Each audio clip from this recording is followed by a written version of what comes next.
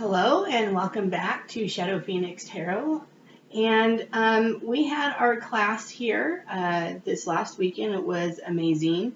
We had 3 people graduate from the class as brand new bona fide tarot readers in just one weekend. And it was a really fun experience for everybody. We had a couple people who couldn't come, so I'll be catching up with them later.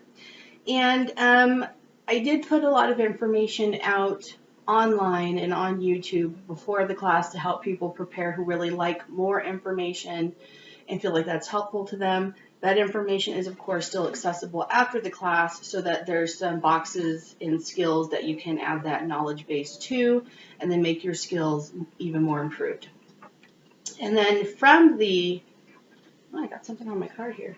From the class, one of the things that I discovered was that I did need to add some more material on using tarot cards with a more intuitive approach. This approach I use is very structured. That helps me and a lot of people who are getting into using their intuition and reading, because sometimes at first we need what we feel like is maybe training wheels to give us the confidence to read and to do that.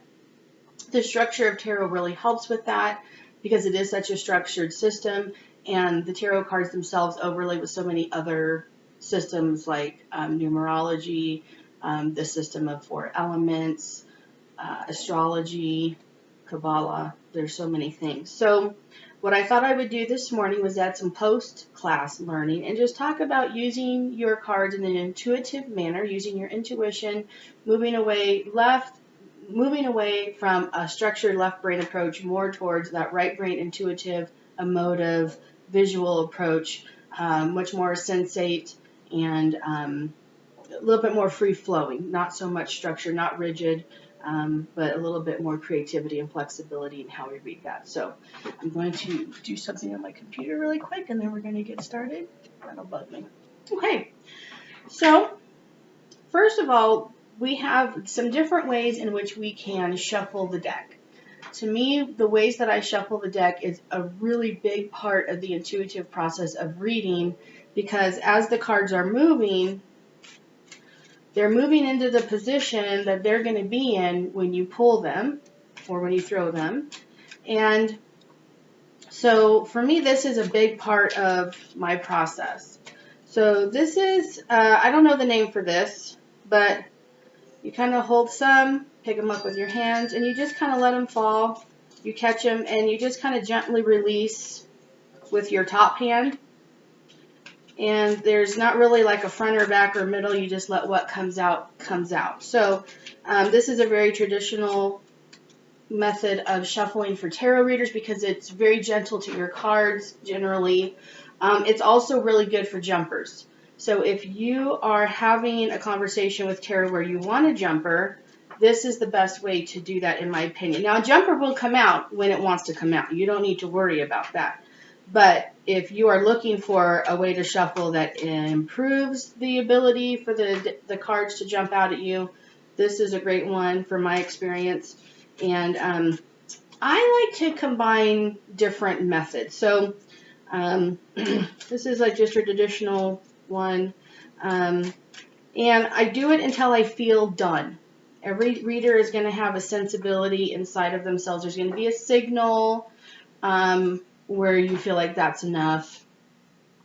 You can, Rich Lopp, L-O-P-P, I think. He's on YouTube and Facebook. He's a great tarot reader. He will say how many shuffles he's going to do it, and he does it poker style, playing card style. So this is, I think it's called rifling. I don't know. But he'll do this, and then he'll just count how many times he's going to shuffle the deck. Okay? That's also fine. He doesn't seem to have, I don't know if he picks an intuitive way to pick the number. I don't know. So anyways, you can just say, I'm going to shuffle this 5 times or until you feel done, like you feel like you're ready. I, a lot of times, will do this first until I feel done, and then I'll go back to doing this. I have kind of my own habit. Somehow I shuffle face up. So if you feel like you like to do that, oh look, I just found the top card. You don't It doesn't matter. Do what you want to do. Which if you went to the class, you know, you definitely always are going to want to do what you want to do. So that was the other way of shuffling. And then we also have another way of shuffling where you spread the cards out. Not shuffle. Well, yeah, shuffling. And, you know, you could mix them up old maid style, which I'm not going to do because that would make me crazy. But you can mix them up like you're playing Go Fish with some kids. And then you can always do this and pull some. So you can pull intuitively if you feel in your hand, or if you have a sense where the card is, you can go and pull it out. Or you can pull this section and then from here pull it out. So on that topic, the other choice that you have two choices. You as the reader can pull them out or throw them. Or you can have your querent, the person that you're reading for, can also do that. That really depends on you and your own personal style on if you let other people handle your cards. For the most part, I'm the reader and I want my energy more dominant, so to speak, when I'm reading the cards because it's responding to me. I do like for me to know the question if there is one while I'm shuffling, because I feel like that helps my energy and the question get into the cards and the cards to respond to that. I definitely want the querent to be thinking about their question. Sometimes if you have a chatty Cathy, they will be conversing with you and I will have to prompt them to settle their energy and maybe focus on their question. And sometimes you may have to do that. So the other thing that you can do is you can have people cut the deck. Either once into 2 piles or cut it twice into 3 piles. If I cut the deck, I usually cut it in half like this. I go like that and then I go on with my throw. If I'm asking the querent to cut the deck, I allow them to choose 2 or 3 piles and I allow them to cut it. And I just let them set it out. So they'll do this and this, and then they kind of step away, and then I'll come back and I'll put them in the position that I want and then go on with the reading. But querents can shuffle, querents can cut the deck. It's all depending on how you as a reader feel that you want to do that. If you're going to have them laid out, you can have the querent pick, or you can pick and draw from, have them draw. It's all the same. It's not all the same, but it doesn't matter. It's all the same. It's all the same. It doesn't matter. It's whatever you guys want as readers. So that's how you can shuffle. So let's talk about jumpers. Let's do some jumpers. You can do a reading comprised entirely of jumpers. So let's say I'm going to do a Celtic Cross and I want all the cards to jump out at me. I'm just ready to let that happen. Oh, so here's one. It just flipped upside down. If you saw that, rewind it and slow-mo it and watch it jump out. So you can just lay them out into a fixed position spread with your jumpers. You just go in any order that you normally would. I have found my own order to lay out the Celtic Cross. Here we go. Here's 2. Some people take 2, some people don't. Okay, I don't do reversals generally, so that's why I put it upright, but that 2 of Wands did come out reversed. Oh, you guys can't see that. And I have it angled down funnily so that you guys can see. There we go. That's why you don't see the top of my head. I was trying to get some table space here for you because I need a camera crew. Here's another one. So you just go along, letting the cards pop out at you, and sometimes you'll have to make an executive decision if that was really a jump or not. So let's move on to the second topic, and that's going to be positions. So a Celtic Cross is a fixed position spread. Generally, a 3 or 5 card spread is also going to be fixed. You can, let's say this is a 3 card spread.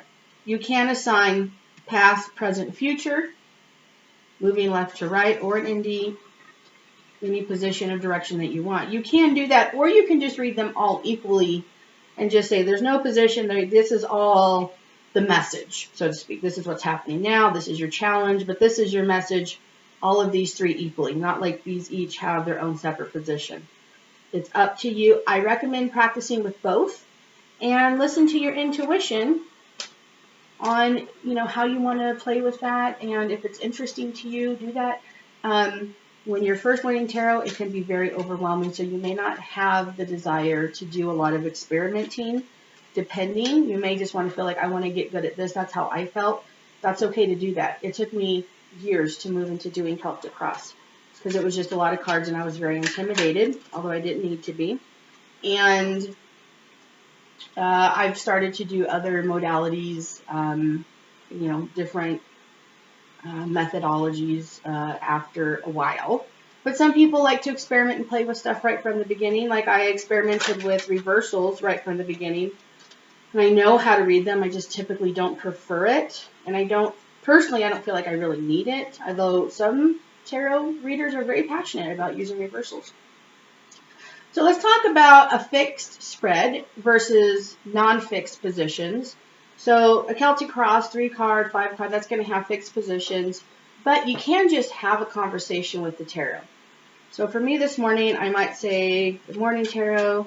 I'm looking on any messages for today. Okay, so you ask a question, then you allow the cards to jump out. Sometimes they will, and if they don't, you can just shuffle until you feel good and pull one. Looking for messages for me today, tarot.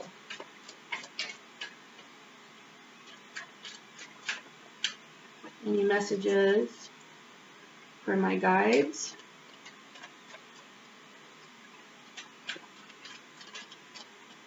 So I'm going to pause here and say a note. Sometimes they won't jump. It's not. Sometimes they'll be jumping out of your hand and flying, and they're uncontrollable. They're super eager to talk to you, and you can tell that. You can also tell a lot by a querent by how you're shuffling. It's just the energy of the cards and how they're reacting and responding to the dynamic that's there. They may be like bulky and blocky and awkward and not wanting to move. They may be super fluid and everything's going smoothly. A ton may be coming out, none may be coming out. So when you're shuffling even with your querent, you can even begin to pick up on their energy as you are shuffling your cards. And you highly intuitive types that I'm making this video for, 100% are going to already be able to start picking up and interpreting their energy into your read, even with the shuffle, okay? All right, so let me go on. Tarot, good morning. Okay. All right, so we got 2. So this is the Queen of Swords and the Death card. Thank you for that message. Here's my message. Okay, so here's my message for today. Dory, be thinking, be logical. There's a transformation. You're going to have a transformation in the way you think. Be on the lookout for those things, kind of stuff. That's the message.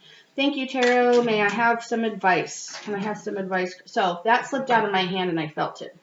The advice card, 7 of Cups. So for me, I feel like that's keep your options open. Be alert and aware. Keep your eyes open. Thank you.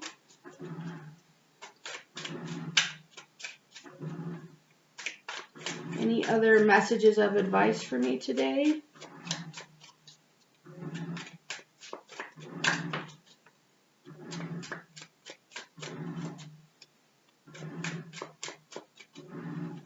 Nope. So I do it a couple times, and if they don't have any more jumpers, and I just figure that was the message, and that's okay. Unless I really need to know, and then I'll just stop. A lot of people pull from the top. I always tend to do this splitting of the deck kind of thing. That's just a thing that I do. But okay, Tarot, so let's ask, what do I need to know today about other people that I don't know? So, yeah, I wasn't done asking the question when the card came out.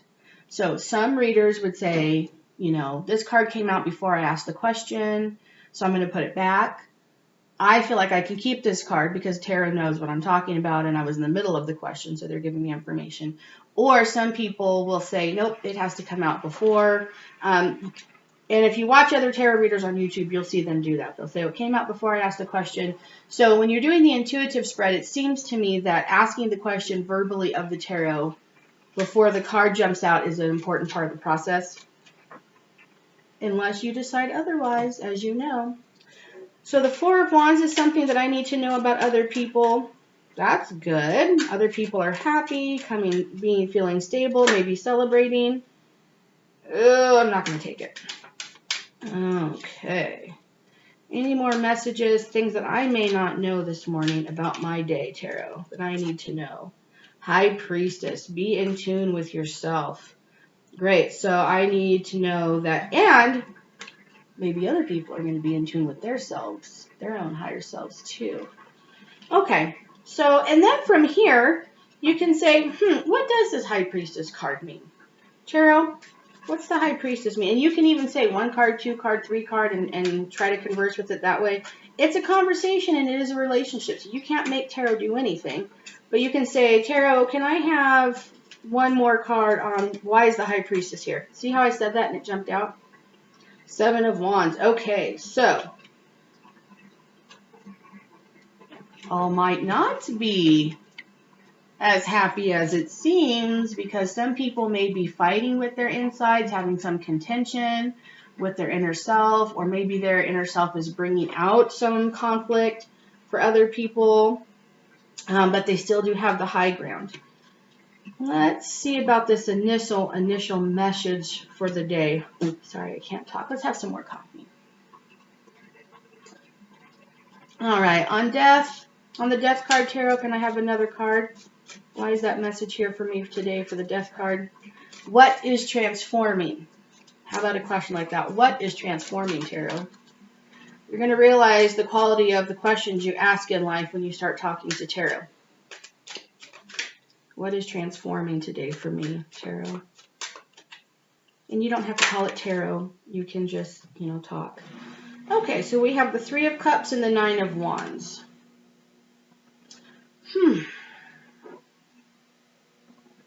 Definitely some transformations in feelings or close relationships.